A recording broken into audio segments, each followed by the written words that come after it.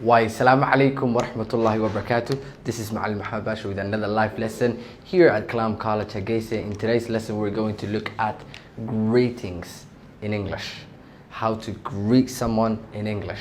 Habka loo salaamo qofka af Ingiriis ahaan. So many things, so many ways ba aragteen, but in today's lesson, we're going to look at these phrases, which we can use them when we want to greet someone. waxaynu isticmaali karnaa markaan doonayno inaan qofka salaano.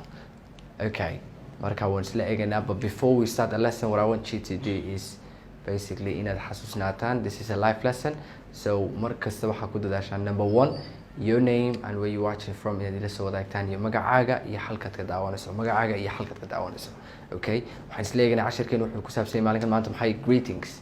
Okay, wuxuu ku saabsan yahay wax loo yaqaano maxay greetings. Okay, so the first one that we have here is good morning.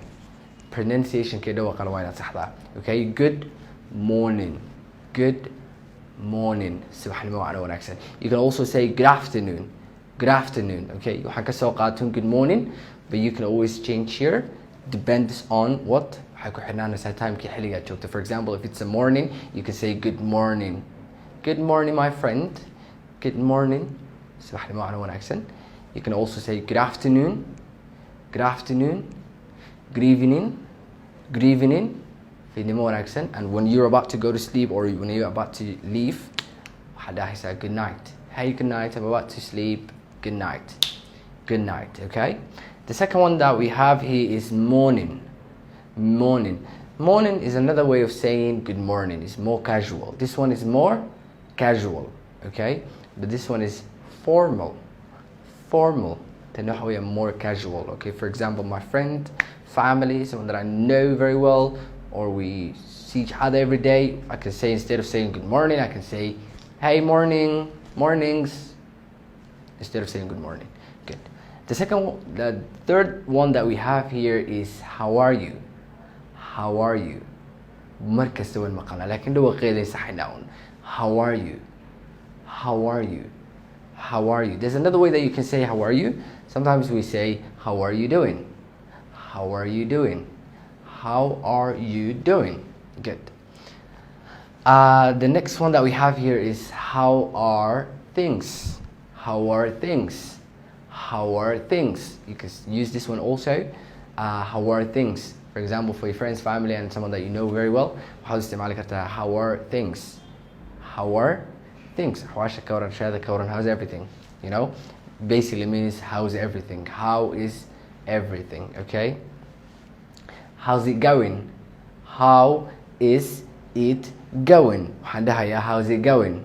How's it going? How's it going? This one, apostrophe ay ruuxa tilmaamaya how iyo is in laga dhigay one word. How's it? Okay, and then what you're gonna do is drop the T. Drop the T. Iska turtida how's it going? How's it going? Chiidu markay ugu dambayso kelmadda kuma dhawaaqno, we don't pronounce it.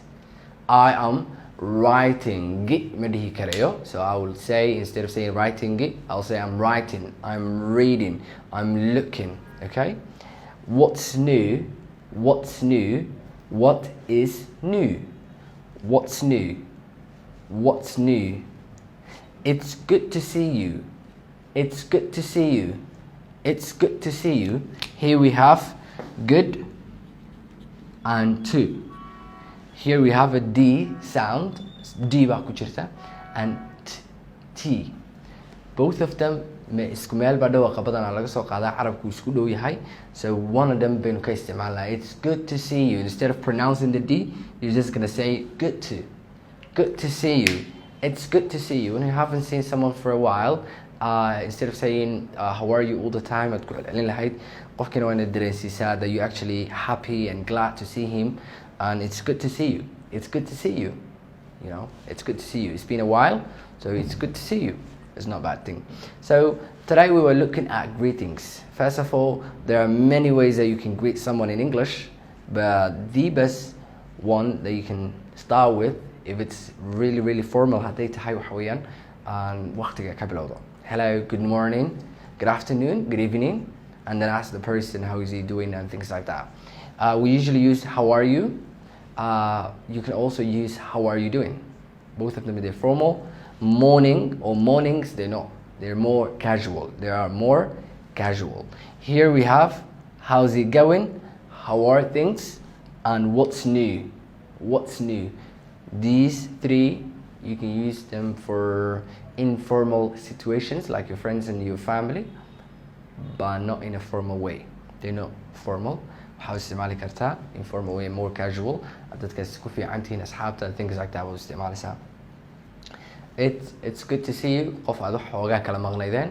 You haven't seen that person for a while, and then you can say it's good to see you. It's good to see you. So there are many other ways that you can greet someone in English. And waxaynu kala baxaan formal iyo informal. What I want you to do is in the comments let me know kuwaad aadka u isticmaasho. In the comments let me know kuwaad adiga aadka u isticmaasho insha Allah billahi kariim. dhammaantoodna kuwan jawaabahoodii baan ka rabaa. Good morning markuu qofku ku raado, how do you respond to that? How do you respond to that? Do you just say good morning, or you say good morning to you, or is there another way that you can actually respond to that greeting? Aad just salaanta ku celin karayso. So let me know in the comments. Aad waa mahadsantihiin. This was Macalin Mohamed Bashe. We have a live this was a live lesson, and we offer many courses here at Macalin College Hargeysa, online iyo offline labadaba waan bixinaa.